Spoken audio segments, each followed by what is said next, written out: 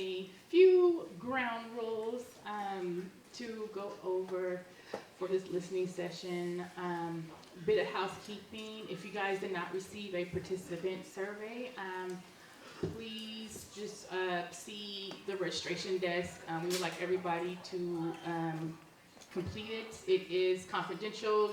There's no space to put your name or any identifying information, so you can feel good about that part, but it will help us with our data that we submit to Alameda County. So throughout this evening, we of course want to have respect for the space, respect for the facilitators, time, and just respect for each other. We're going to do the raise your hand system. So EOC members will keep track of who raised their hand and in what order, and we will definitely try to get to everybody in the time window that we have allotted for each subject area.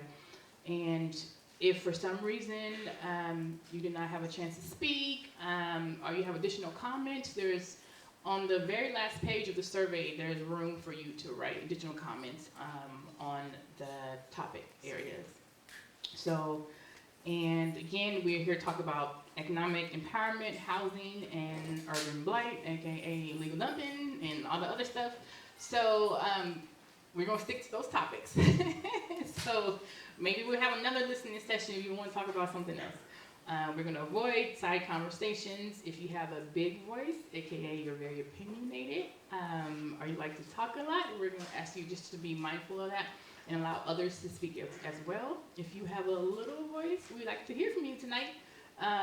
So definitely don't be shy, don't be quiet. This is a chance for us to get our voices heard. And that is it. Oh, of course, there's no wrong answer. There's no right answer. This is just, like I said, us voicing our opinions and issues, challenges, and the changes that we want to see, what's working well and what isn't. So on that note, I'm going to bring up Frank Clayton. He is our first facilitator for the evening. He's co-founder of the Mentoring Project, Friendly Fitness, and FC Consulting and Training. Frank is a valued member of the East Oakland Collective, and he will be leading us in the economic empowerment discussion. Thank you, Candace. You guys give her a round of applause for Candace, please. Putting on this great event. I have the fortunate task of talking about economics first in the evening. Really quickly, I want to be mindful of people's time. So if, like she said, just reiterate, if you tend to elaborate a little bit, I'll find some respective way to kind of ask you to wrap it up as we answer these questions. All right, and get right into it. So our first question is, what barriers to employment do people face in your community? When you think about employment, are there particular barriers that come up over and over again in your community in particular? The reentry population, people coming back from having been in prison or in jail. So the reentry population. Right. Do we have a mic for them, or do you want me to come down? I think maybe you can come down. Okay, I don't mind. I can get my. Who is it now? Ricky Lake? I mean, not Ricky Lake. What's her name? Wendy Williams? All of them. So, please state it again. Those men and women who have been in prison or in jail, the fact that they have to come back to, we call them homecomers, so they come back and a lot of employers will not hire them, even though we have bandbox here. So the re-entry population. Right. Got it. Anybody else? Any other barriers? No.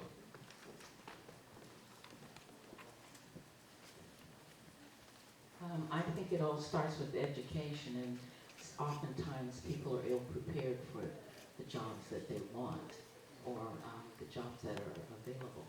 So it starts with education, which would be with our children first. That's it. Lack of access to mental health services before placing these persons in jobs that need assistance. All great answers. I don't know if we can come way back there. Will we reach? All right, let me come around. Good evening. To piggyback off of my sister in the front who mentioned lack of education, in addition, I also believe that lack of training or career technical education skill set is also important. We have another question?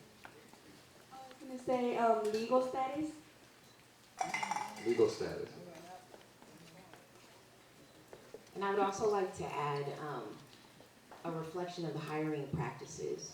So for example, 75% of the educators, the teachers that are in the classrooms of children of color, 75% of them are white. So where is our representation even in the education of our children?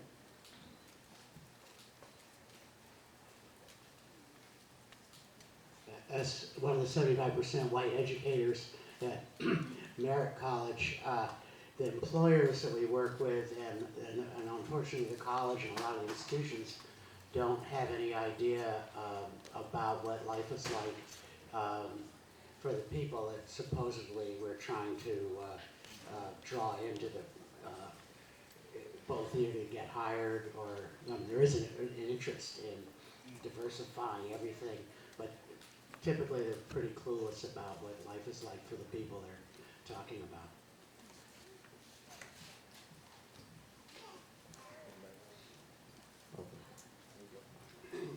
Making sure that we have the kinds of businesses we want in the community that are then going to be able to hire the people that are going to be offered the training, the access, the education. So I can speak up. I mean, just piggybacking off of that because I had this before. Looking around certain parts of East Oakland, I find that there is not enough, or the areas aren't being invested in their entrepreneurs to create spaces, brick and mortar, so that we can hire our own and thereby creating the taxes that we need to basically develop the neighborhoods. I find that a big barrier in the cases of like what people have put up here. If we have our own brick and mortar places of business, then we will be able to hire a reentry population. We're more likely to hire the reentry population than say some corporate job would. So to keep the flow, I'm gonna stay up here, and if you can, project your voice so that the audience can hear you. And if you absolutely need the mic, I'll come back down and use it.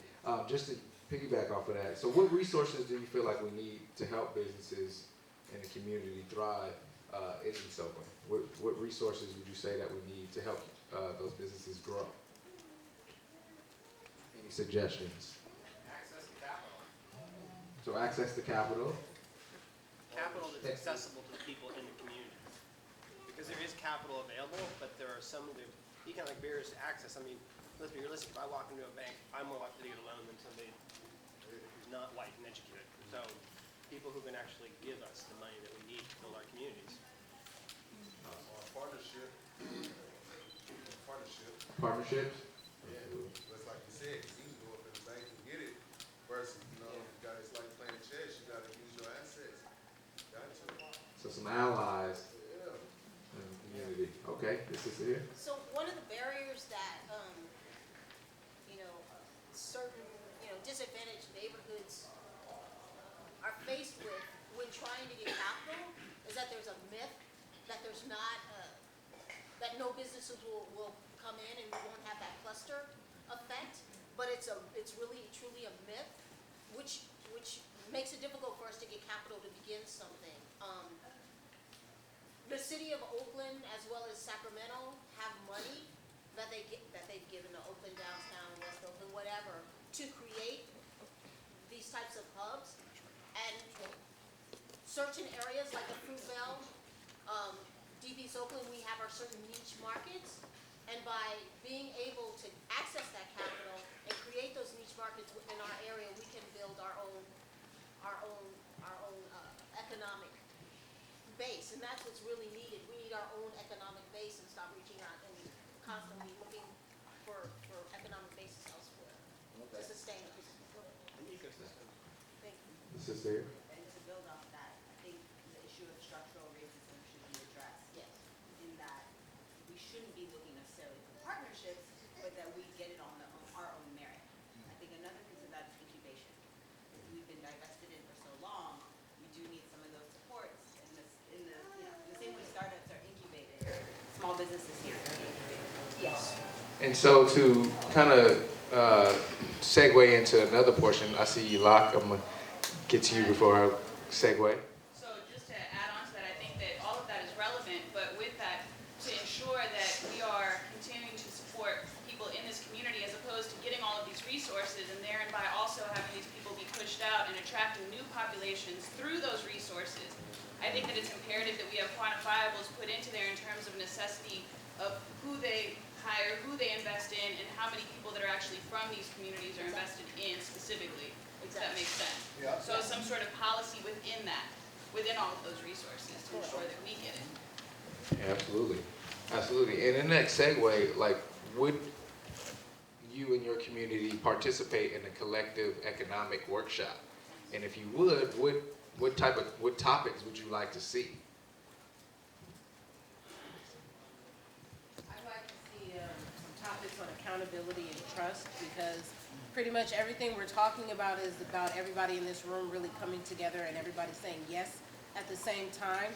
But me saying yes and me doing my part doesn't necessarily mean the person next to me is going to say yes and actually do their part. So then it boils down to trust. Can you trust your community to have your back? Can you trust your community to show up at the bank and say, we're all co-signing together and we're all going to get this building together? Okay, trust and accountability. Yeah. How to start a co-op. I think one of the alternative methods that's not new, but people are acting like it's new, we just need to revisit it, is co-oping, and that's the idea of putting our money together, but doing that with an actual status. To obtain more businesses that we need out here. So do you mean like the structural components that go into building these collective economic systems? Yes, like Mandela Foods, they're West Oakland Collective, Zachary's Pizza. Everyone who's working have stake in the business, so they take integrity and pride into what they're doing. And so we have more of those going on down here to help self-sustain ourselves, like you were saying. Then again, we'll have more integrity about keeping our own economics. You said Mandela's Bakery? Mandela Foods. Mandela Foods. Did you have a response? Okay, in the back here. I also think that investing or investments would be a good topic to have at this workshop. As we all know, the black dollar holds tremendous power, and I think if we could strategize as to how to wisely use that power would be great. Credit repair. Credit repair. Very good. Credit repair. Credit repair. Education on what the planning, City of Oakland Planning Department does. Because without a commercial corridor, you can't have business. So their efforts actually leads the way, okay? And right now what I'm observing, I live in Tola Heights on Seneca Street, 1 block away that way. I'm seeing the MacArthur corridor, the commercial corridor being broken up. So it's like people are not going to come to a store and then walk 1 block with no store and go to another store, So it becomes, there's no concentration, there's no synergy. Now, I don't want to say redlining or discrimination or whatever, but the big development, Oak Nose up there, for those who doesn't know, I was there at the EIR scoping session. So I was just talking about mundane things like traffic, And then it's very curious. Afterwards, the SunCal representative, SunCal is the developer, who's doing it, who's developing it. He actually told me, you're not a neighbor because you live below 580. So that just brings to mind, the redlining issue back in 1930s. And the map that I saw at the California Museum of Art celebrating the 50-year Black Panther. So we need to be aware of Yes. where they are developing and present in the room Right. to have those discussions is what I'm hearing. Right. Got it. But to tell the group, there's a somewhat, not yet yet to be finished, story to tell here. 1.5 years later, I ran back and told the planning commissions what happened. So, Good, great, thank you for doing that. Is there any business owners in the room? Anyone own a business? Show of hands. Show of hands, please, just hands up here in East Oakland. Really quickly, can we hear some of the businesses, types of businesses? And whether it's brick or mortar or if it's Virtual. home-based? Yeah, I don't have a brick and mortar, I just have an in-home business, consulting business. Notary services. Notary services? Correct. Okay. Who else raised their hand? In the back here? Home-based nonprofit consulting. Awesome. Awesome. And so, what type of businesses would you like to see in East Oakland? Like, what are some of the needs? What would you love to be able to see pop up in East Oakland? Academic services? Wellness and nutrition. Oh, it would be nice to have more pharmacies in East Oakland so the seniors don't have to go to San Leandro to fill their prescriptions, because to my knowledge, all I know is Walgreens on 82nd, where there used to be several Walgreens in East Oakland, and a local pharmacy on East 14th that was owned, it was like a mom and pop pharmacy, but there's not many pharmacies in East Oakland. So pharmacies and, yes, sir. I want to be able to shop in my neighborhood the same way I shop at Lakeshore or Grand Lake or Laurel District or Diamond District. That's what I want. I don't want to have to go someplace else to buy groceries that aren't going to kill me. Awesome. As a student, I would like to elaborate on academic services. I'm as well. I'm tired of going all the way to uptown or downtown Oakland to eat and to study. I had to go to somebody's Starbucks. I should be able to go right to International or somewhere and study at an Impact Hub type multi-purpose room or somewhere where I could do my studies instead of just Starbucks, because then you have to stay there, spend money, blah, blah, blah, blah, blah. So we just students, I feel like we don't have place as a student to really cultivate us as students. I feel like artists get taken care of in Oakland, but students get left out. Here, and then we're going to hear. Financial institutions, we need more banks and credit unions. Okay. Yeah. I think what's important, what's been missing in East Oakland for many, many years is a cluster of businesses, blocks and blocks and blocks That was to her point. of sustainable businesses, businesses that people want, because as you're doing right here, asking the questions, you also have to actually do outreach to the immediate people in the community where there's commercial districts that already exist, but there's a lot of vacancy, there's a lot of graffiti and a lot of dumping, and all of that stuff needs to be cleaned up. But the people in that immediate community need to be asked, well, what do you want, a shoe store, you want a clothing store, you want a grocery store, you want a Starbucks, or whatever. Instead of Starbucks, maybe a local owned coffee business, where people from the community owns the businesses and people would be wanting to shop and support those businesses. Awesome. So we'll go these two questions and then we'll, how much time we got? We're going to play in time. All right. So mine was actually a little bit of a suggestion, and I love the idea of the crowdsourcing that we're doing, but if there's going to be a follow-on and you're putting a seminar like this together, I think that we need to go and look at the best practices of healthy economic cities and figure out, well, what do they have in those communities and replicate that? Because the comment that was made here, I think is an important one that has to be taken into account in the planning process. And when we talk about above 580 and below 580, we allow this concept of two Oaklands to exist here. And we've got to get out of that versus saying, hey, we've got one Oakland, and how do we provide services so that we don't miss something? I think there's a narrative of poverty that underlines everything that we're talking about. And so if we want to rid that, I think we got to be super systematic and add on to the great crowdsourcing that's going on here and figure out how we're building healthy economic communities. So, great point. So just listening to everyone, and I'm glad this is what I wanted to hear. One of the things that comes up for me is I have this uncomfortable concern. And the uncomfortable concern is that this information that we're all coming together and saying, well, you know what, we're from here, this is what we'd like to see, this is we're coming together, we're trying. this information is gonna go into someone else's hands. And what is their intention when they get this information? Oakland was voted, is one of the 100 most resilient cities. And if we go and we look at West Oakland and how it's growing closer to San Francisco than San Francisco, uptown, you know, going all the way up Broadway, near Kaiser, you name it, you know, Grand Lake.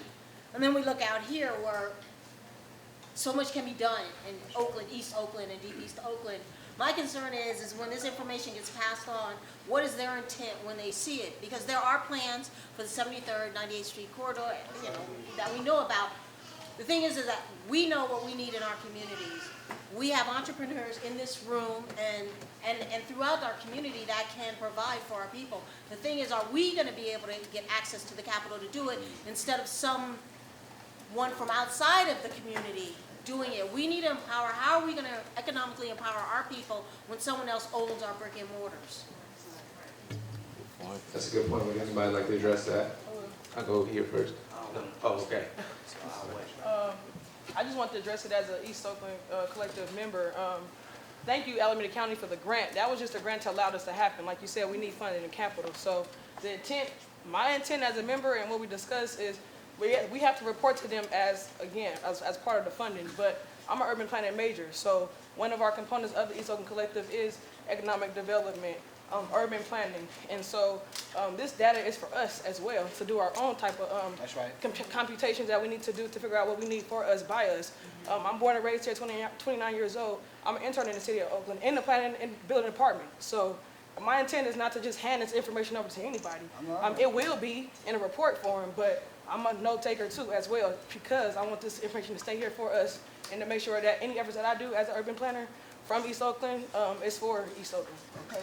So I'm going to go back to you. I know you wanted to address the original question, but just to piggyback off of what Keita said is the first part is showing up, right? And so you all showed up. This is the momentum that has to happen and continue, and we're thankful for ELC members for having that intent and that initiative to actually be about doing something and to be about the people on the ground level. And so to your point, they have hope. There is hope, and there are people in position to do the work. And I'll go back to here. An Alano Club, which is like a space for recovering people. Every city has one. I don't know why we don't have one here at all. So that's a resource that we can use. Alano Club? Yeah, it's called Alano Club. Alano Club. It's like a space, you know, it has meeting space, it has like a cafe or a bistro or something in there. And it's just something for people who are in recovery to hang out. And then to also have meetings, they have recreation here, they have events there, things of that nature. I mean, I'm in talks with people to create something like that, but I just want to put that out here too. So I'm going to take one more here, and then we're going to switch topics. So just to add on to what Vincent said and how it relates to economic empowerment. So one of the biggest issues that we face in Oakland as a whole is lack of preventative resources and preventative services for people. So if we have resources such as psychiatric, mental health facilities, rehabilitation facilities, etc., when people get their lives together, all of a sudden there's a new sense of hope within them, and they're also able to contribute to society, contribute to our neighborhoods in a completely different way than they would be if they didn't have a support system around them and if they weren't going through a process of recovery and recovering addicts, right?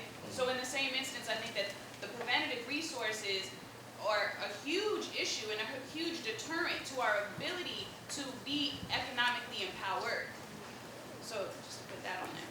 Great point, great point. So you see our chart kind of flows in education, understanding, and then resources.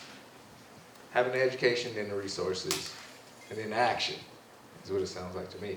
And so we're going to transition into housing. And Candace, you want to bring her up, or would you like me to bring her up? All right, thank you. Thank you.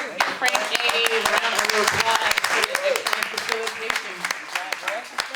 And I'm looking at everybody eat, and I'm like starving. So I got some plates to the back. Okay. So The food is provided by Red Sea Ethiopian restaurant. The berry lavender tea. I hope you guys got a chance to provide it, to taste it. Very good. I had some a little bit earlier. That's provided by Damn Good Teas. And she is a East Oakland business owner, home based. So definitely was happy to support her. So next up we have the housing topic, and Lakshmi Lagares is our second facilitator. She is the Chief Strategy Officer for the East Oakland Collective. She's also co-director of New Leaders Council Oakland chapter. Yeah. So she's my right hand, absolutely love her. So this is definitely a fitting thing to have her facilitate housing. Thank you, everybody, of course, for being here. So just a little tidbit about me as well is I was also in the financial industry for a number of years with a heavy focus on residential and commercial housing. So, I got a little bit of knowledge in it, having worked for banks. So with that being said, how many people in the room, by a show of hands, are renters? Okay. Now with that, so we're going to go right into the questions, just because I know I want to be able to get as much feedback from folks as I possibly can. So how has the rental housing changed in East Oakland? Let's start with that one. Especially for those that are Oakland natives that have been here for quite some time. Vincent? Prices. Okay. Anybody else have any input on how Oakland housing has changed? No Section 8. So there's very limited Section 8 availability. Right here in the front. A lot of those, they're absentee landlords. Okay. And so in other words, they're absentee from the actual on-site. They're not even in Oakland. Not even in Oakland. They're outside the neighborhood. That's right. Okay. So outside of the city.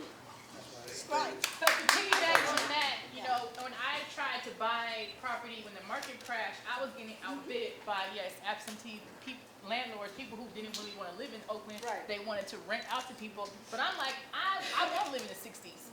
I don't mind living in the 60s. I want to raise my family there. So it was really disheartening to be outpriced and outbidded because somebody had more, down payment money than I did and who didn't even want to live in East Oakland. Now, with that being said, how has this affected your family, your community? Have people in your family experienced evictions? Has there been health issues that have come from an inability to maintain stable housing?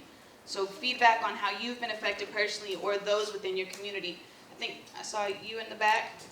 For my immediate family, I'm the only one left here. They're all gone. So without stabilized housing, folks have had to leave Oakland. Folks who've been here for generations can't afford to buy in their own hometown. I currently can't afford to buy in my hometown, and I'm being outbid by foreign cash buyers. I think I saw a hand in the back. Yeah, I was saying it's like that for my whole family too. Like if they ain't taking Section 8, you gotta move out. And like a 2-bedroom now here is anywhere from $1,700 to $1,800. Like it's ridiculous. You know what I'm saying? How people, the average person making $25,000 to $30,000 out here, you need at least 50 to survive. It's expensive out here. And a lot of the housing is also, I've heard of 2 bedrooms going anywhere from $2,500 upwards of $3,000 plus, depending. And then some people own the houses, they want to rent them out to like the college kids with the Airbnbs. It's like 8 people in one room with bunk beds, and they charging $100 a night, but don't let these people live here. You got a whole bunch of people that's not from here moving around here, walking their dogs, running around with the It's just like right, 73rd, you got put a nail shop burned down, but they don't understand if you put a high rise and move Sally and them up in here, you got a whole bunch of dudes that's from here that's not gonna feel that. And that's gonna make the crime rate and home evasions go up. That's the part that Libby Schaff and the rest of them don't see, but she from up there. I just want to piggyback. So another issue that's happening too is that a lot of landlords just don't care. They're doing anything they can to get people out. So a problem that I'm having in my building is that I have to pick and choose when I want to complain about certain issues. Because they can easily say, well, your rent is a lot less than what someone else's rent is, and they're just moving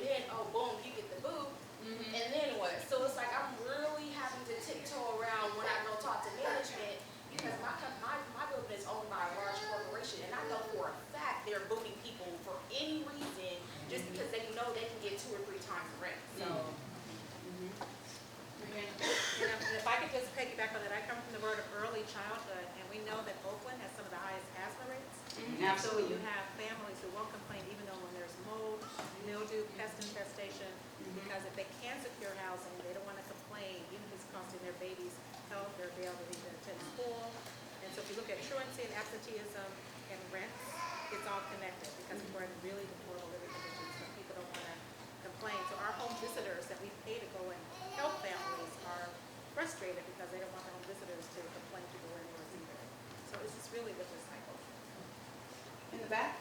Adding to what she said, also sometimes the people that rent out their houses, they expect to get a certain amount of rent per month, but like when they're not getting that income, like they feel like you owe to them something. So like they can say that they don't fix stuff in the house, or they just overlook a bunch of things. Like for example, my cousin, the renter, he overlooked the fact that there was like a cockroach invasion, and then the cockroach went to my niece's ear, and she had to go to the hospital. Right here. To add to that, I do case management for an early head start program, and I had someone on my case who told me that a friend of theirs, that a friend of theirs was being evicted from their apartment. This was in Richmond, but it's still relevant to just all the way up there. And they were being evicted because the housing wasn't up to code. And so they knew that they were going to be inspected and they were going to fail. And so it was obvious that they were planning on failing and then, doing whatever reconstruction they needed to do, and then being able to get a lot more rent. So kicking people out because they know they're going to fail inspection is also another way of being able to get more income after they leave. Now, how about the relationship to homelessness that we're seeing on the rise? Does anybody have thoughts or opinions on that? Almez? Yeah, I see many people posting about homeless because of the gentrification that's happening. Because a lot of people are getting homeless now, and then there is not enough homeless shelter in the area, especially in the East Oakland area. Because I see a lot of people from even East Oakland collective members trying to find housing for homeless people, because there's a lot of people are supporting that, but they cannot find shelter for them. So homeless shelter is very important in the area as well. So we need homeless shelter. Worked with an organization that helped transitional age, foster, and homeless youth here in Oakland between the ages of 18 to 24. And what I saw with that is for a lot of my youth, once their foster funding runs out, they're stuck. And so they take these programs and then they're like forced back into homelessness, or they have to leave Oakland. For some of my young ladies and young men that were affiliated with the sex industry, it was hard to try to get them out of that because they felt like they needed that to supplement income. So even with the increased rates, that also increased is their likelihood for them to stay in that line of work. And just to piggyback on that, we're also dealing with CBOs who can't be here. So for those folks who would provide some support and resources to people, they're being forced out, community-based organizations, I'm sorry, because they can afford the rents, and so they can't stay in Oakland to help the people who need it. One more on this, and then we're gonna. I think one of the biggest issues that is going on in not just in Oakland but in the Bay Area in general is the correlation between student truancy and heightened performance in school versus housing situations, or if they're able to even if they're coming from further away to get to school, which can lead to parents having to choose between being in traffic for an hour or being on the bus for 2 hours to go to school, which leads to you being being truants and then being kicked out of school, moved around, all of these things that are connected to gentrification and displacement that that city government in general is not really focusing on. They're just looking at like how can we immediately tackle housing, right, as a problem, but not looking at all the different things that are impacted based on that, on top of homelessness and truancy, youth not getting their education because they can't get to school, and lack of access to transportation, and then that also attaches to lack of access to food, healthy food, and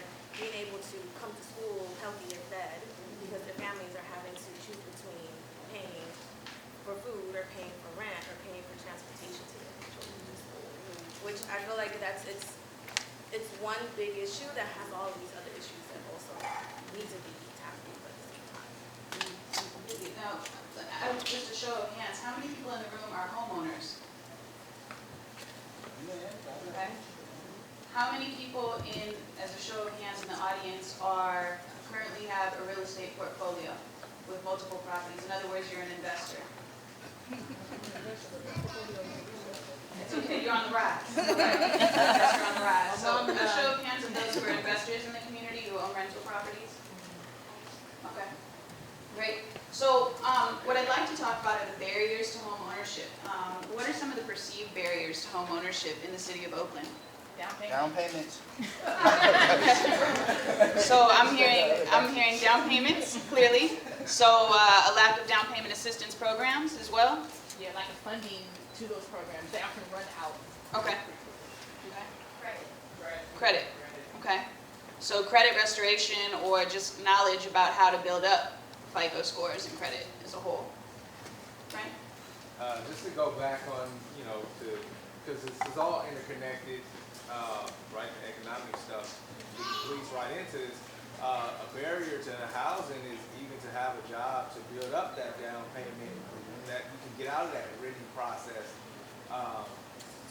So just being able to even start that plan, there's no service, there's not enough awareness of services and things like that to help someone who is gainfully employed to rent here or to buy here in Oakland, or to find out where you can get down payment assistance.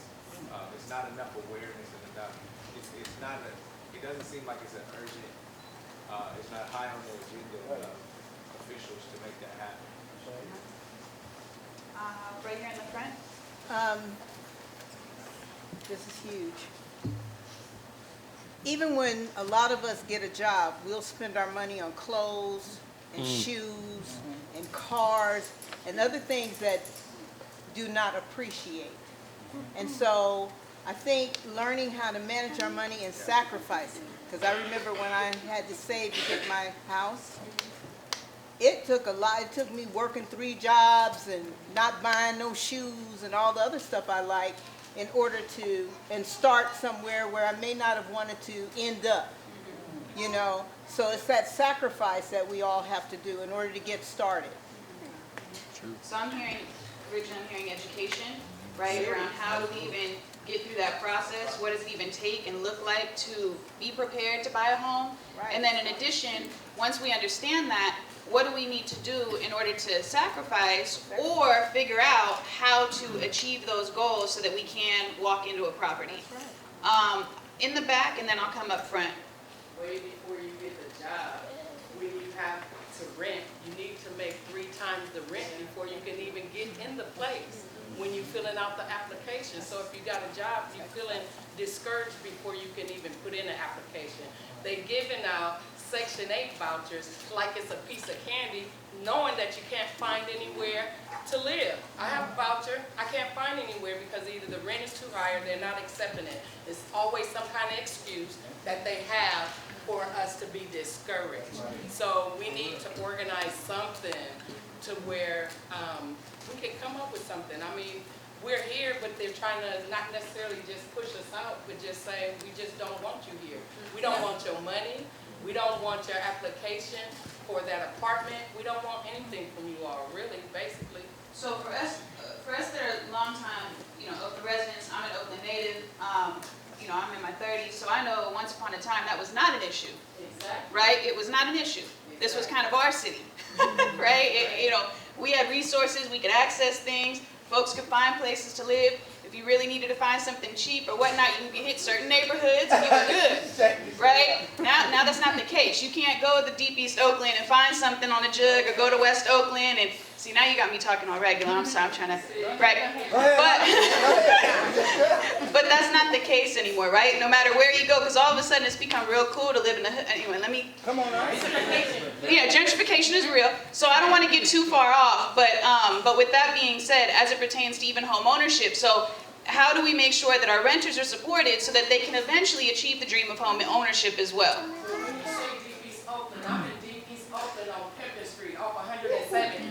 know that they're charging $3,000 for a 2-bedroom? That's just a start. So, I mean. I understand these things. Wow. So thank you for that. Other comments in terms of barriers to home ownership and the processes? I think right over here. Well, and then I'll come back over there. One of the things I heard in New York is that the city of New York has a moratorium on allowing foreigners to purchase property in New York.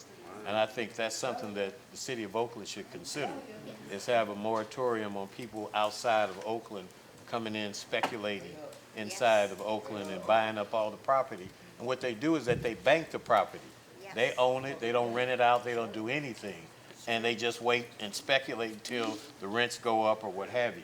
But I think that's an ordinance the city should consider. And I don't know if that's legal or not, but it's something that, you know, the city attorney can look at. And if the city council wants to pass an ordinance that says that at this point there is no more foreign or people outside of the Oakland state, definitely outside the country, to be able to purchase any property until someone from the city and a first-time home buyer can buy the property. Okay, so just to get a little quick time check, because I know this is a hot subject, and I think we could probably have a whole listening session just on housing alone. So we have about 4 more minutes, so I want to come over here, and then I just have a couple more quick questions, which is to your point as well. So. Yeah, so I want to make a couple of comments, and one, I wanted to talk about the redlining that was talked about in the previous segment. So I think that there's a couple of things that come across both the economics and the housing, as you were talking about previously, and that's one. These sessions are great, but I think we've got to be down like on an everyday basis participating at City Hall in the government. We tend to come where there's a very publicized issue, whether it's the police commission or there's an actual fair housing rent regulation. But these committees meet on a weekly basis, and I think we need to be there, and we need to be forcing them to address this, because I do think that the issue you bring up is good. The redlining issue is one of great value, and what basically happens is they say, outline an area, and only certain people, meaning the investors, could come, but city officials can say, hey, look, if you're going to build in over in Rockridge, where the big Safeway is, one of the traditional trade-offs would be you don't get to do that unless you do this, meaning that you do something that's more fair in another part of the city. So when you saw like the economic collapse and all the TARP dollars, the banks got saved, right, that were too big to fail, but they never loosened the credit restrictions. I think it's we've got to put pressure on the government. The government's got to put pressure on the banks to say, hey, look, we're going to loosen this up, and we're going to make it available to everybody in this room. Because otherwise, we look at the rest of Oakland, and East Oakland, just so we're clear, and I'm super glad we're having this conversation, is the last bastion, right? West Oakland's already been gentrified and taken over with investment, and investors are already looking at this, just like they looked at Detroit, and I'll stop talking here. But people said the same thing to Detroit. You walk down the street, and there were crack houses, abandoned buildings, blah, blah, blah. But there were funds that got put together, and they were buying these things, $50,000, $60,000. Now they're selling them for $230,000, $240,000, $400,000. If we don't allow some of the people in East Oakland to get some stuff before it's too late, we're priced out completely. And so I think there are outward actions, but I think it's everybody in this room too, and I hope we realize that we've got to show up on a regular basis and make sure that we're making our voices count as these plans are coming together. Yeah, absolutely. Thank you for that. So just leading into one final question, and just as a quick note on that, not only did they not get looser, they actually got tighter. Exactly. The restrictions for housing and for qualifying for loans and everything else after the housing crisis, and that's when we saw a lot of speculation happening in the city, because speculators come in, snatch up the properties for cheap, buy the properties in cash when they weren't able to qualify for loans at the time, because there weren't a lot of loans being given out by banks. Right. So to that note, how do we then hold our city officials accountable? I know some folks have talked about that. Thank you, Brian, for bringing that up. But opinions on how we hold our city officials accountable for supporting our communities in the process of, being able to have access to rental housing, as well as being able to have access to the dream of home ownership.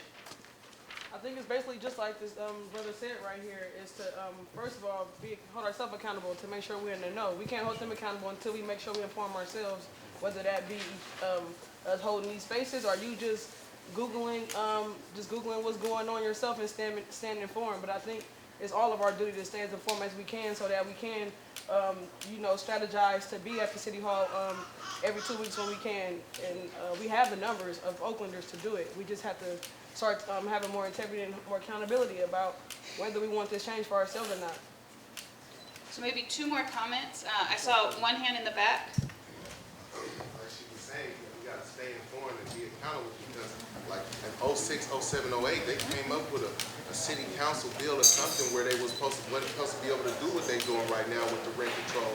And now all of a sudden they're doing it almost 10 years later. You see what I'm saying? So like I said, we gotta stay on them and like really be in there. But they kick y'all on the council and yeah. So, right here. Well, that's very nice to go down to City Hall and demand or say we want this or that, but we got to put the people in office that are going to do it. And I'm tired of seeing the same faces making these decisions about what's good for East Oakland. And nothing has changed. And then when I'm out speaking with people, oh, I don't vote because my vote doesn't count. Well then, don't come to places like this and complain if you're not going to try to get people in there that will represent you. And as long as people don't feel like they have to be accountable, they're not going to be. What's the point? So that's what I think. I think that was a great way to leave off this topic, right? Is how do we get, well, I mean, but it's very true, right? How do we get people and voices in City Hall that can have a seat at the table, that don't have to demand it? They already have it. It's already reserved in their name because they've gone through the process. They've been elected, but actually not only have a heart for the people, but in the same instance, understand how to communicate in a cross-sector way that uplifts the voices of the community while simultaneously giving access to resources or pushing their way through policy into accesses and resources to uplift our community so that we can be vibrant and ensure that we have a continued stake in our community. So with that being said, I'm going to hand it back over to Candace. I appreciate everybody on this topic. It's a hot one. And thank you so much for your attention.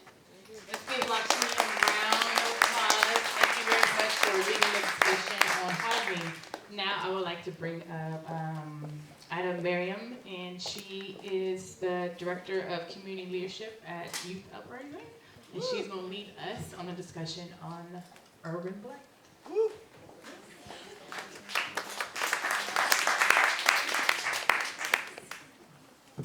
Thanks everyone for coming. Welcome to Youth Uprising. How many know what Youth Uprising does?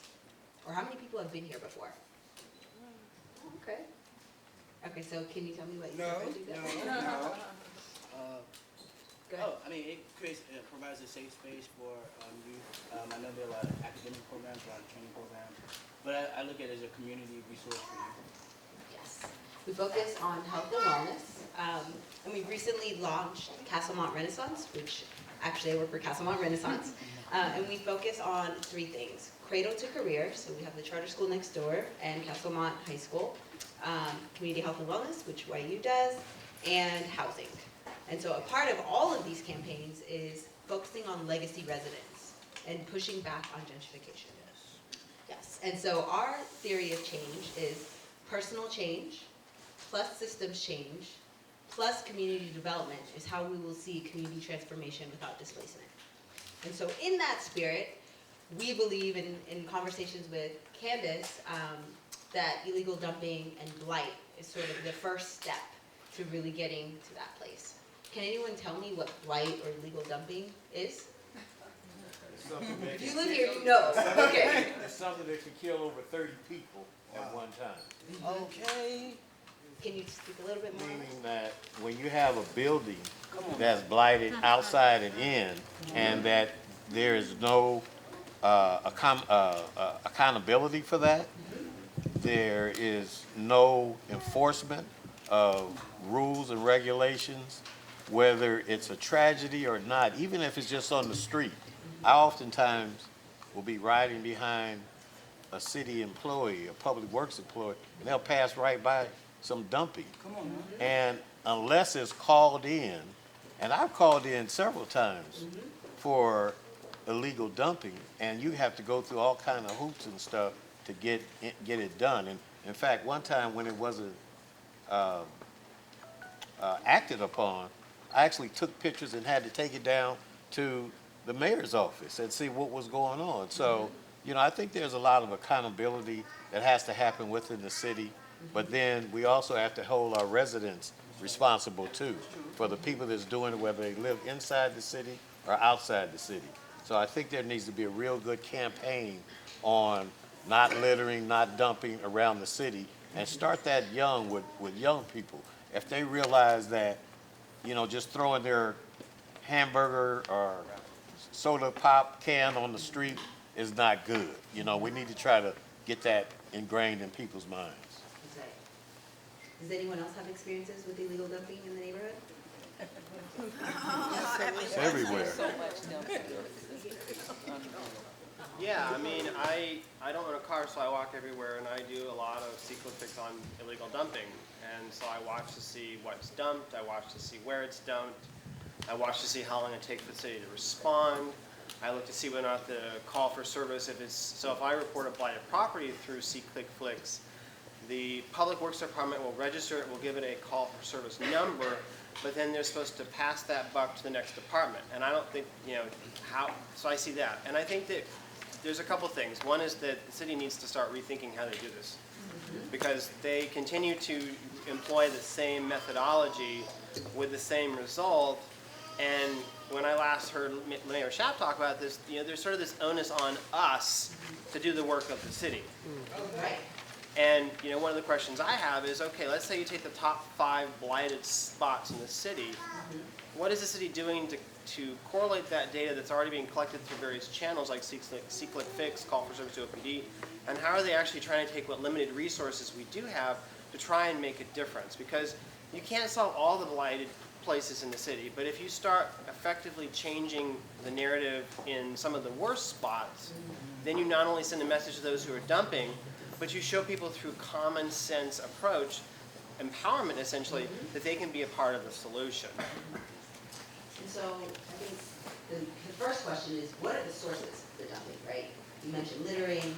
I think it's construction debris, and I think the way in which the permitting process makes it's so onerous, I think that forces people to go to the black market.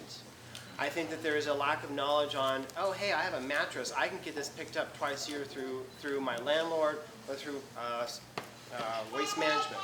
So I think connecting people with the resources and telling them how to use them.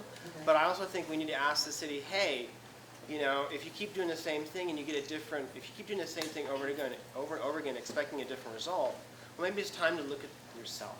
Sure. And I think we're going to, in the second part of this, talk about solutions, but we want to understand why is this happening and how is this happening. To me, it's just a reflection.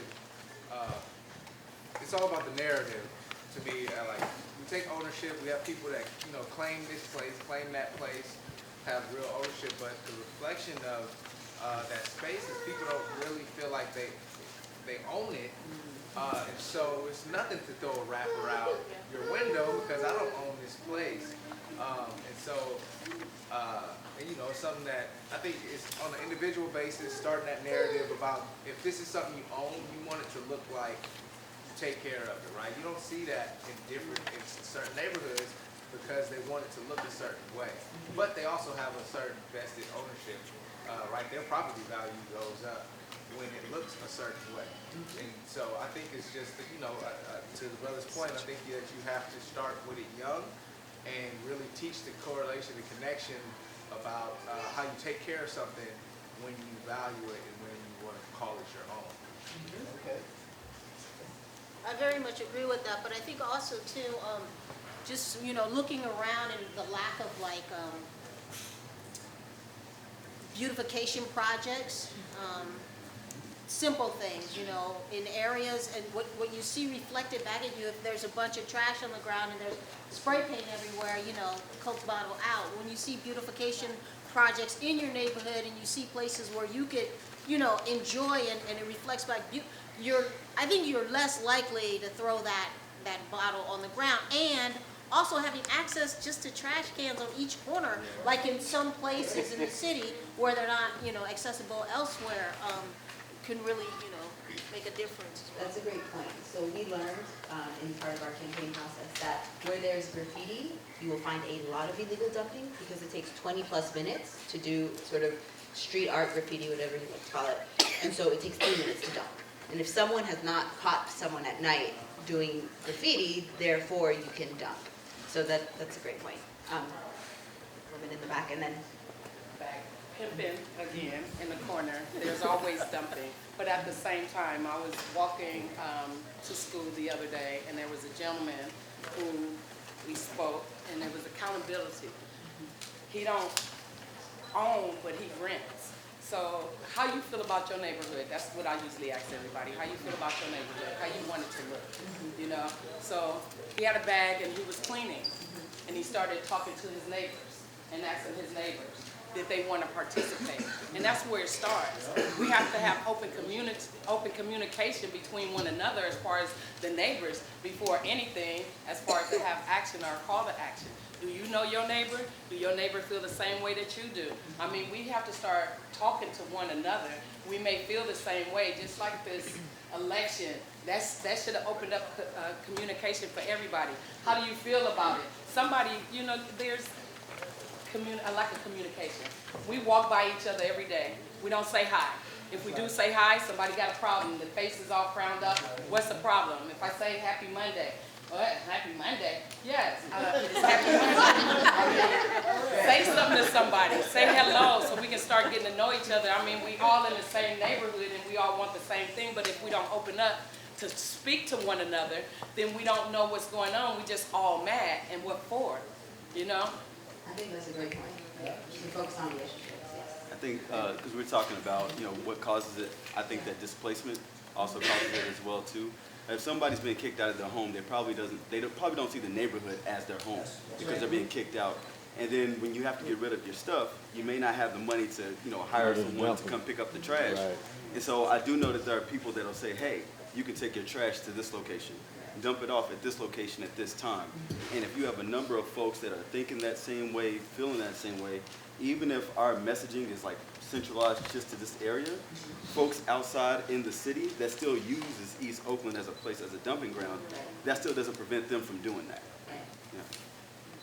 Yeah, and I have one thing to suggest when we get to the solutions part, but Melvin and I worked on this a little bit, and I think it's a lot like the 80-20 rule. So picking up this trash and all that, that's the 20 part. And I think if we look at poverty and draw circles around poorer areas of the city, we see just what you found. So we can say, all right, 20% of this, maybe we get the city to address that way. The other piece is the system of incentives. Like some other cities have incentives for little landlords and other people. The dump is free. You may even get credit if you take your stuff over to the dump. Here, it's the other way, and the dump is expensive, and so for landlords that have only 1 or 2 properties or whatever, they not only dump it here, but then as Melvin was saying, the stuff that we see in East Oakland or West Oakland for that matter, it's not just Oakland's trash, but it's coming from San Leandro and Hayward and other places. So I think it's this incentives that we have to look at.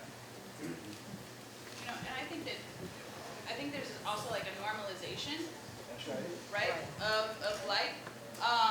If, you know, majority of people that grew up in underserved communities, you know, a lot of us don't end up leaving a 3-mile radius. That's right. Right?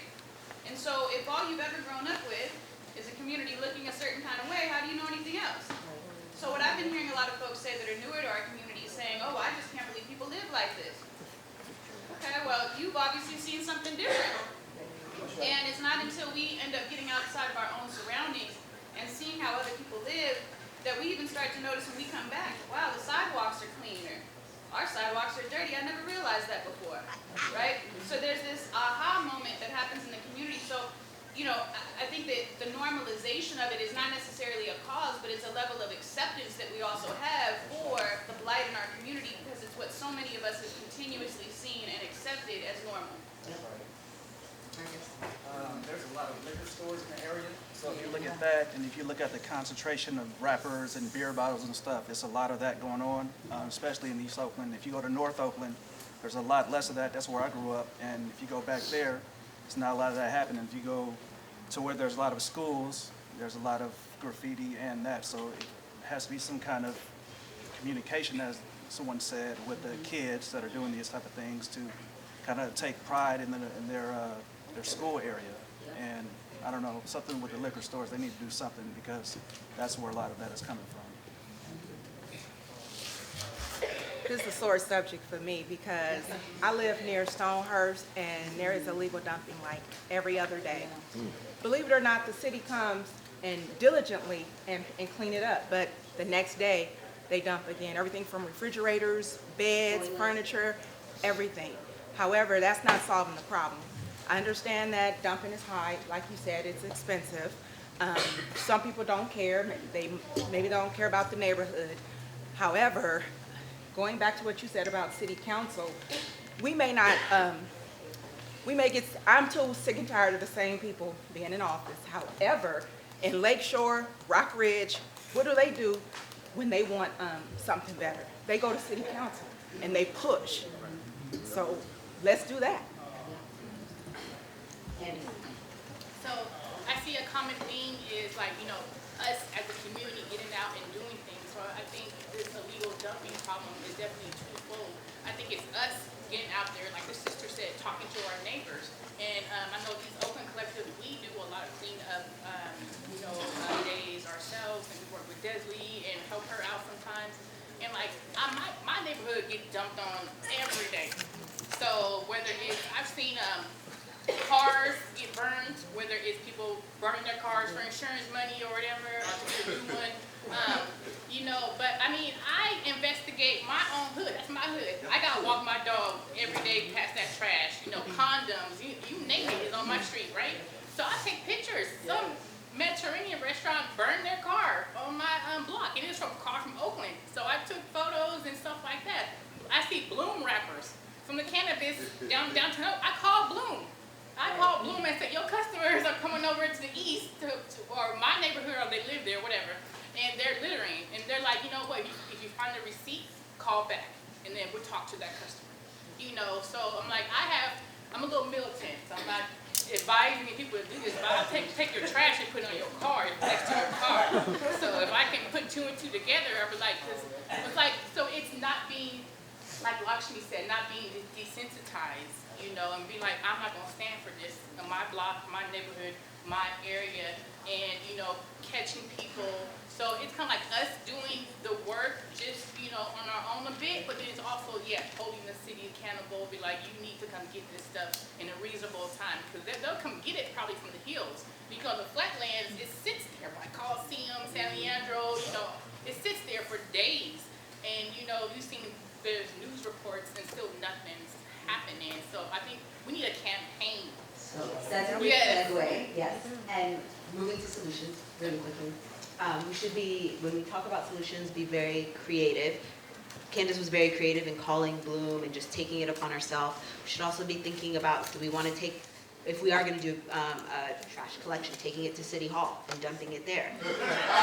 Think creatively, or do we want, this is a public health issue. There's hazardous waste that is being dumped. Do we want, think also outside of okay, this is unfair or this is ugly, but what other impacts does it have on us, and how do we bring it to them? And so we're gonna sort of transition. What do we all see as solutions, and what are we willing to commit to? Because like church, we're going to commit to something at the end of this. I'll let you speak. You wanted to say something? Okay, and then we'll move into solutions. Go ahead. Okay. Who caused the flood?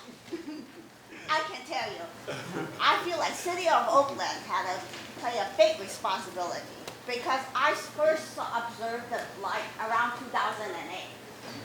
If you guys been here long enough, we weren't like this, this part of East Oakland. And I remember it was very puzzling to me. And then it was like, when City of Oakland, when they change a policy, none of us know about it. And I'm an activist. I should know about it, And I don't know about how can my neighbor knows about it, who is not an activist. So I have a specific instance when they changed the policy back in 2008, which I did not learn about until 2012. that, they changed to complaint-based system. That means if nobody complains, City of Oakland doesn't come to, do it, although it's obviously a mess. So I didn't even know about it. So before I was used to, if there's litter, maybe the cleaning truck will come like once a week. I can wait a week.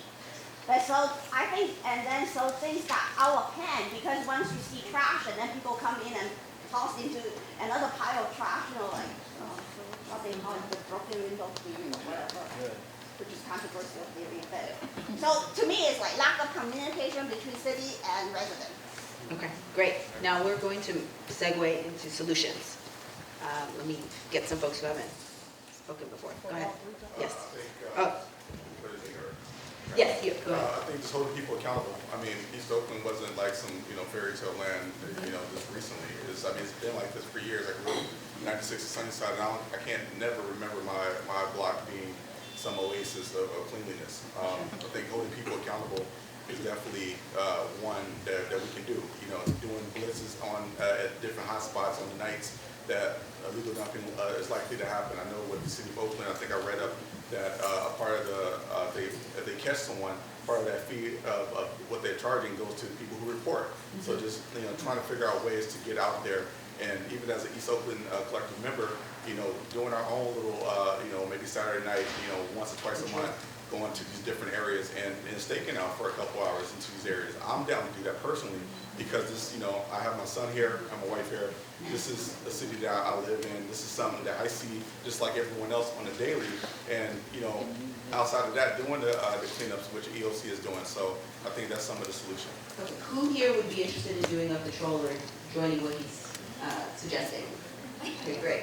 Candace, see all these people. Yeah, get their names. I'm gonna name back again. Okay. Yeah, you didn't get a chance to speak. I work with students over at the Stonehurst campus at Greenleaf Elementary, a lot at Horace Mann Elementary, who have identified needs in the community that they'd like to address through service, and they've done beautification projects in the neighborhood. And never has an adult watching, driving by, stopped to help while they're collecting trash, making signs for no more dumping over by Stonehurst. So I would happily connect any of you to our young people. I think that these are 5th graders, 6th graders, 7th graders that could use some examples in the community because they're noticing and asking for help. Is there a way to reclaim some of these buildings, some of these just abandoned buildings that are sitting? Yeah. Well, that's my suggestion as a solution. One of my solutions, part of the solution to that, like I said, my mom and I are taking a real estate investment to basically, and the only reason why I want to do that is to combat this whole vacant building situation. We can get together with HUD and these different banks and the City of Oakland who have these huge amount of vacant buildings, and we can buy them in batches or whatnot. But again, that comes with capital, but we got to collectively come together and do all of that. All of that can be done, and there's ways to do that. And so as a up-and-coming real estate investor, it's many a different kind of alternative ways that we can get these vacant places. Also in the City of Oakland, the equity department is kind of trying to come up with ways that we can equitably get the commercial corridors or whatnot. So the City of Oakland, I'm not gonna rely on them, but they are too having a conversation, which is at least a good thing. And so, yeah, we could talk about that more. And the City of Oakland is exploring land trusts, and I think that is something Yes. which is a cooperative model to owning. Yes. I'm trying to make sure people who haven't spoken before can speak. So go ahead. So I have come across flyers for organizations who pick up in the hills, for example, and they do it on a regular basis, say 4 to 5 times a year. And I've actually gotten on the phone and called them, like, how come you guys aren't coming to pick up in East Oakland? And I called over and over and over again, and I'm like, if I have to keep going down there or calling, I'm going to do it to make sure that these folks know that there's an issue in East Oakland. If you're doing it in the hills, drive down the street and come pick up in East Oakland. I've seen flyers, folks handing out flyers at the lake. My organization, we pick up, clothing that you don't want. We pick up a furniture and everything. So I've called these folks. So sometimes, just taking that effort and, you can be out there in the streets picking up trash. But at the same time, if you come across an organization, call them and get on them and have other people call them. We need to have these services in East Oakland. I think that's a great point. I think that connects to the sister in the back's point about building relationships with our neighbors. How many people here would be willing or interested in a campaign where we just get to know our neighbors and like build relationships with our neighbors? We already do that. Yeah, we do that. Yeah, and there are a lot of, I think there are a lot of blocks that have those relationships, but connecting those blocks to other blocks and building power, essentially, it sounds like really what we want at the end of the day is some power in the way we live.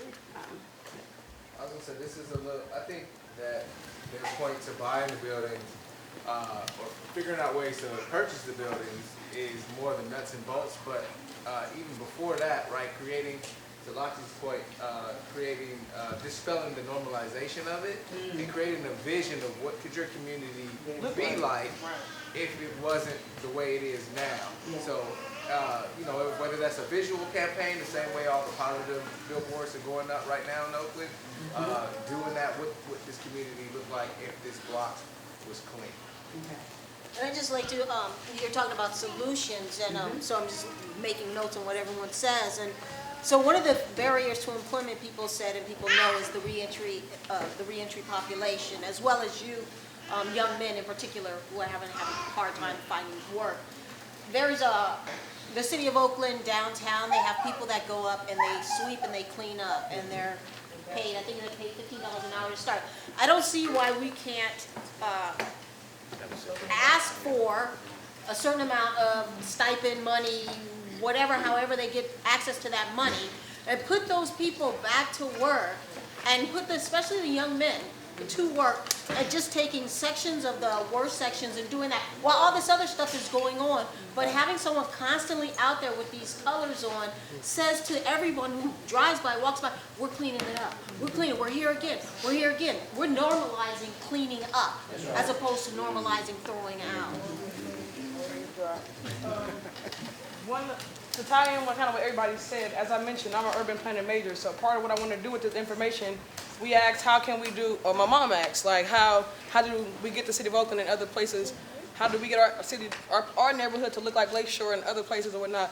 What they actually do is they have community benefit organizations, or they have business improvement district. And so that's one of my goals in the East Oakland Collective. That was my primary goal of joining the East Oakland Collective, is to start a BID, a business improvement district in inner deep East Oakland, so that basically the property owners and the business corridor owners, we would use our taxes within this area up to whatever amount that we agree on as a district or whatnot, and all of that would go towards whatever we want to go to, scholarships, blight, or whatever. But that's how, and anybody can look this information up. I looked up a property in Laurel, and I seen the BID taxes that they paid over the year, and you can see where it go to. You can go to City of Oakland and see the Montclair district, and you can see how much they got as a district, as a BID. Like all of this, we can model these things.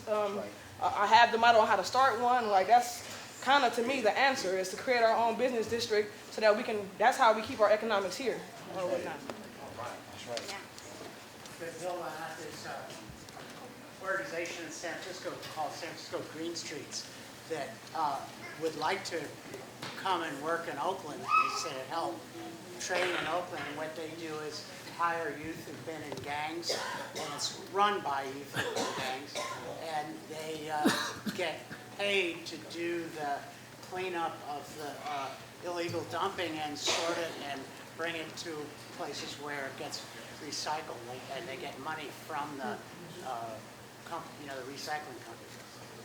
To piggyback on what you said, I actually work in San Francisco, working specifically with youth who have been in the system. And one of the tools that I use to try to re-engage some of our youth, San Francisco is super good at like having 1 million programs for youth. And that's one of the things that I think Oakland can learn from San Francisco is using all this money that's coming into the city and figuring out ways to bring it out into the community. One of those is providing grants for programs like the ones that he's talking about, which is hiring young folks that have been in the system or gang-related involved, and paying them to come in and beautify the community. And that's something that I think I've never really seen in Oakland. I'm not really familiar with how Oakland breaks down their money for youth programs, and that's something that is actually key when we're we're talking about changing norms in the cities that we live in is by training the young folks that are going to be the next workforce or going to be the next renters or people that are going to be in Oakland is by training them. And the only way we can do that is if we can tap into that money source in Oakland. So that's something that I feel that there should be a core from the collective or from this group that goes and starts asking those questions. Where are you planning on doing youth programs like this that can focus into beautification projects or workforce development? Because that's something that I work on. That's like a niche for us in San Francisco. I don't know about that here happening at all. So. Yeah, I wanted to ask, what groups are actually doing cleanups right now? Just these three? What group do you represent? You guys are actually... Block organizing that work in District 7. Okay, in District 7. So when you, I just have a question. When you guys are out, what is the mechanism, what is the process that you do while you're out cleaning up? Well, how we started was we started with Martin Luther King Day of Service. So every year, no matter what, in January 1916, whatever day that is, our group gets together and we start organizing about in October and start reaching out to all the nonprofits, BART, residents in the neighborhood and everything, and we focus on one area. And each year, so we've done 98th Avenue we've done San Leandro Boulevard, and our focus recently in the last 3 years has been G Street between 92nd and 85th Avenue. And not only do we do it on Earth Day, and one of our mechanisms is to get the residents who actually live in the neighborhood to get involved versus us who come from all different areas of District 7. So we've gone door to door and we've paid incentives out to the youth who've come out. We've purchased, we've gotten a mini grant from the Hope Collaborative so that we have some money to purchase planter boxes to put in. Strategically, we've planted 38 trees to prevent folks on G Street from backing up the trucks because they have a tendency to respect the fact that there's a little tree growing, but they're still dumping, but just not as bad. And those trees, eventually those trees are going to be beautiful. Right now they're babies. And so we've gotten the businesses involved. That's where A&B Towing is located. So that guy, we're trying to get some cameras up because the folks have shot down cameras that were put up by the city. So we've purchased cameras with infrared so you could read license plates and stuff with our little mini grant money. And so, we get out there, we use Public Works Agency to give us all the tools and stuff that we need to pick up the trash. The kids are out there.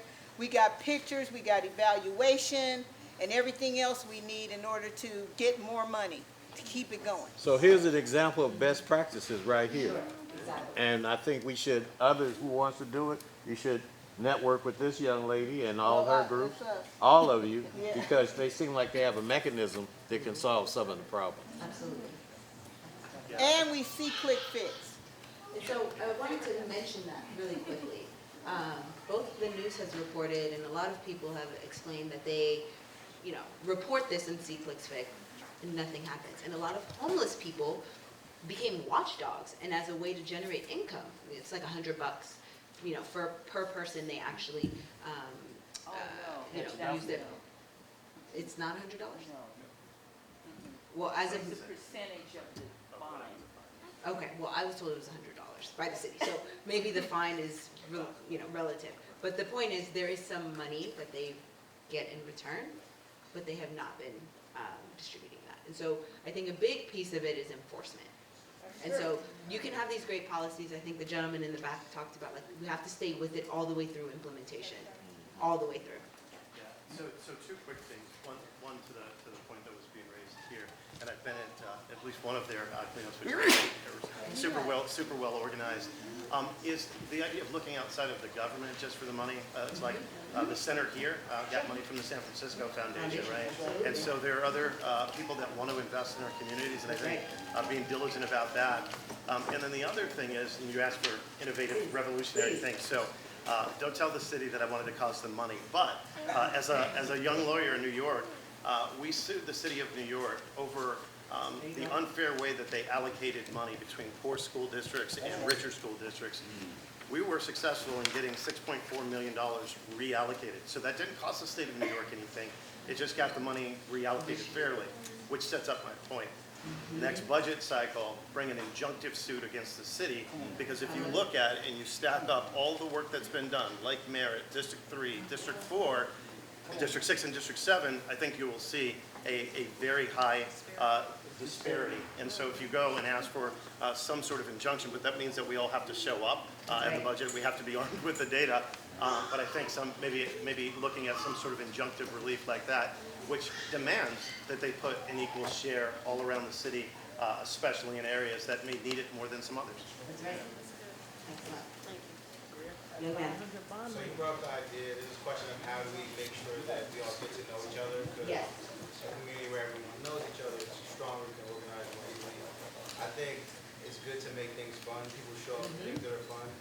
And if there's a way to have some kind of like league that's ongoing with things like spades or chess or dominoes, and having certain spaces, whether certain churches or certain people open up their homes.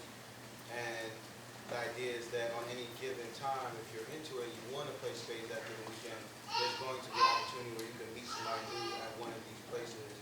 It's a soft way that over time, it's just a game of spades, but over time, that adds up to something bigger. Excellent. So we're running up against time, but I think as a next step, by a show of hands, how many of you would be willing to join a planning committee, whether it's on housing, blight, or economic development, to further these conversations and be committed? Okay. We'll take that little, we'll take it. Yeah, sometimes. A lot of organization.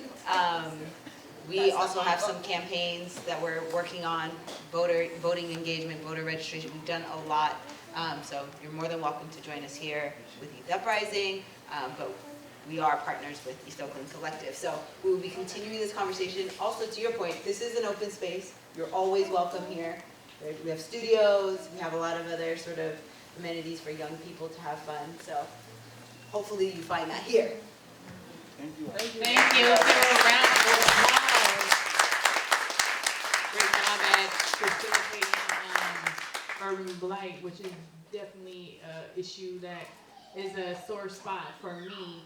And we don't want to leave here without talking about what we like about East Oakland. So I want to do a few minutes about what do you like about East Oakland and what do you want to preserve for generations to come? Because we know we got to get this, preserve our culture before we get gentrified. So in the back. Something that I love about Oakland, being an Oakland native, is well, not anymore, but at least when I come to East Oakland, I see myself in other people. I see folks who are activists. I see so much of what Oakland is known for that's still alive here, and that's dying. So yeah, this is something that I truly love about being from East Oakland and then coming to East Oakland. I'm originally from San Francisco, so I've been through the push-out thing, but I've been in Oakland now for 10 years. And I love the fact that there's so much diversity here, and I don't want to see that go. I love the creativity from all different cultures. That's what makes it special. And when that's gone, there's really no reason to be here, personally, for me, if we don't, get on it. We have here, keep being able to see yourself reflected in the people who live next to you, businesses, stuff like that, keeping the diversity and culture.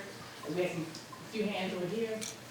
I think the young lady was talking about people that live in the hills. Like I have to say, I grew up off of Edwards Avenue, so I think as I've gotten older, I have my passion for just being in the flatlands has increased. Like I feel like being up in the hills, I was a bit sheltered. I worked at Castlemont. I know, what it takes to get down in the east or whatever. But I think as I've gotten older, I've really just developed more of a passion for where I come from, and I see that in the flatlands, and I just don't want that to change. And I think just even with new names and things like that, like it'll always be downtown Oakland to me, so I don't know what Uptown is, but I just want to make sure that we just cherish our city. So I think as we get older, you get to see the beautifulness through the trash, through the blight, through all that. So I think in Oaklanders, we do have a lot of pride. I think East Oakland residents and natives, we have a ton of pride and a ton of culture. You know, I personally, would like to see even sideshows preserved, in a way. Like that's something that the young people have been doing, since the 80s or something, So finding a way to maybe not criminalize it or put a stigma on it, but how can we make it safe so that, because the youth like these muscle cars and, so. Keena, go ahead. What I love about East Oakland is just all of our spirit to just keep pushing no matter what. Like I said, I'm a 29-year-old student at Merritt College. I rep the colleges, and what I love is just being on a bus or driving, however I'm getting to school or something, or just not even a school day, like the weekend or something, and I see somebody else from school appear or something that I'm not very close with, but I see somebody just in the town, just in the east or whatnot, like on their way somewhere or something, just seeing people like, dang, like we really travel up from here to go up there, whatnot. Like, oh, Merritt out the way, but it's the best view, better than East Bay, and it's like for real. And we have so many things to offer with Peralta. So what I really like is just how embedded how our students at Peralta Community College really just represent the community, especially East Oakland. And I see it all the time. I see nursing students, single moms and whatnot, with my best friend and single moms. Real estate, we got a real estate class later on tonight, and it's like, I just see us just always pushing forward, and I just like that about Oaklanders, period. Brian. Yeah, I'm going to say our sports. I will point out how we went to the Silver Bowl for the first time in a decade this year.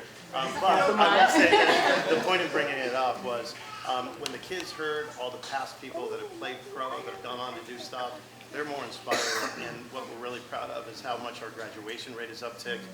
And then number two, how many of the older classes have been reclaimed, and the community coming back and supporting these kids at our games has been tremendous. And I think that's a source of pride for a lot of people.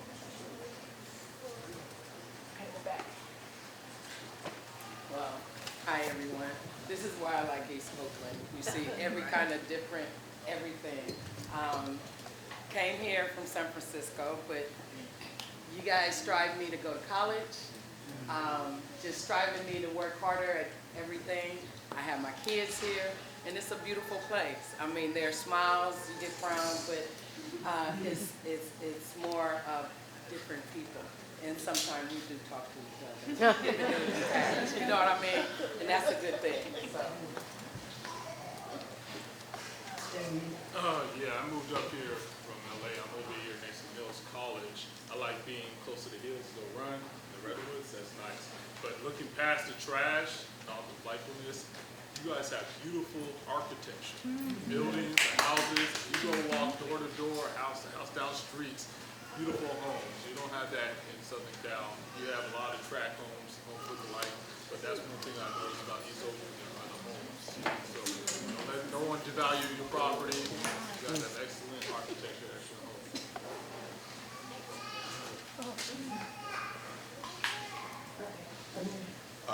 For me, it's the families that are from here, the sense of community. I mean, I grew up here. I went to Elmhurst. My sister graduated from Castlemont. My mama died here. My son was born here.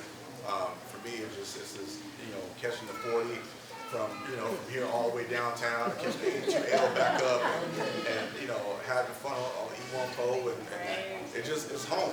It feels authentic. It doesn't feel, it's not gentrified yet, but they're trying to. It's a sense of just relaxed. You feel comfortable. It feels home. I'm not on guard when I come here. There's other places I feel on guard, but here it's home. So that's something I just take to heart. The love. So I'm from West Oakland and been here 39 years. And one thing that I remember conversations is having with people that are not from here is, well, a guy actually told me that, one of the things that he enjoyed is being included, family, loved one, cousin. This is how we address one another. Loved one. Yeah, loved one. You know, cousin, how you doing?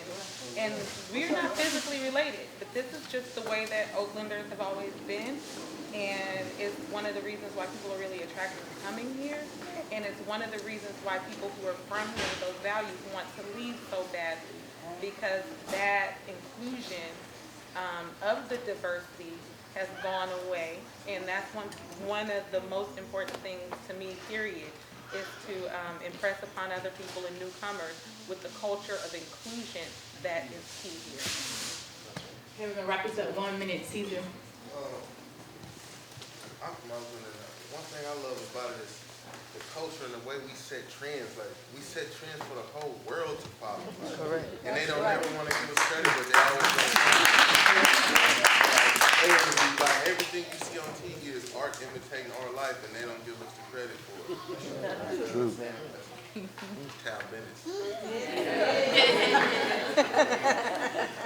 Well, I have to say, there is no place like Oakland. It's the most beautiful place to me. I mean, and I've traveled quite a few. I just love Oakland. But for me, it's probably my upbringing, my childhood. I don't remember a bunch of nail shops and beauty supplies on every other corner. I remember walking down East 14th Street. You can go to a Kenny shoe store. You can go to a pharmacy. There was an MB's, a grocery store. I just remember having all this commerce going. Yes, Eastmont Mall had stores.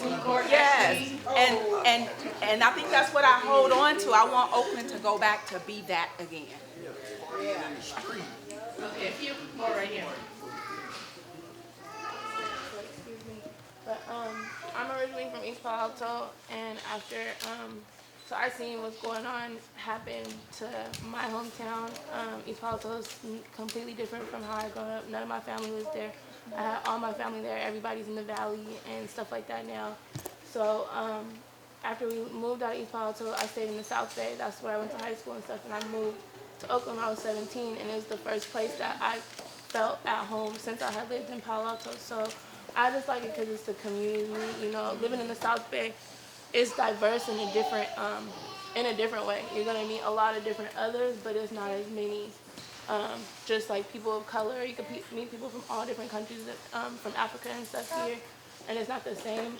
So I just like East Oakland because it made me feel like my old home, because that's gone. And that was really hard for me and my family. Like, I still will go drive by like my old grandma's house, my uncle's house and stuff like that, and it's just completely different. And so when I moved to Oakland, it was the first time I had felt like back at home. Okay, I want to wrap this up and thank everybody for coming tonight and participating. If you want to learn more about the East Oakland Collective, visit us at www.eastoaklandcollective.com. We're on all social media channels.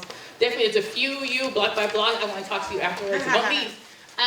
And just, East Oakland Collective, we definitely believe in unity and sharing resources. So I definitely want to thank our partners, Youth Uprising, Oakland Votes, Lynn for the graphic recording.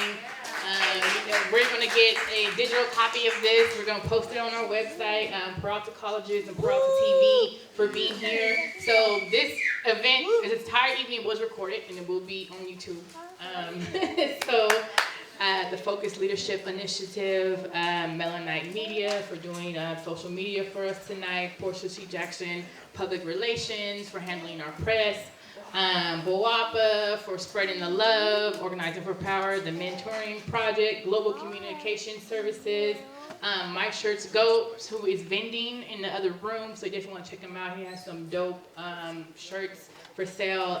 We lead ours for being our fiscal sponsor for this event, and just two really quick upcoming events from our partners and our friends. The Focus Leadership Initiative is having a workplace ready workshop January 14th, 2017, 10 a.m. to 1 p.m. at West Oakland Cultural Center. And that's Nick Houston's nonprofit. He's behind the door. So if you definitely want to support that, if you have any young men, men of color, the formerly incarcerated population. That's who they're targeting for this workplace training workshop. And then December 17th, Global Communication Services is having a We Love Africa event. If you have never attended Almez's events, it's definitely, you know, it's great. You're gonna have a good time. And Melvin? Surveys. So please, please, please complete the surveys. Drop them off at the registration table. We really, really need those. If you did not get one, there's extras. So, thank you. Okay. And December 14th, the Black elected officials and faith-based leaders of the East Bay is having an awards reception where I'm actually being honored for the East Oakland Collective. So it's at Everett and Jones from what time? 5:30 until. So you can see Lanice, she's executive director of BWAPA. So, thank you, everybody.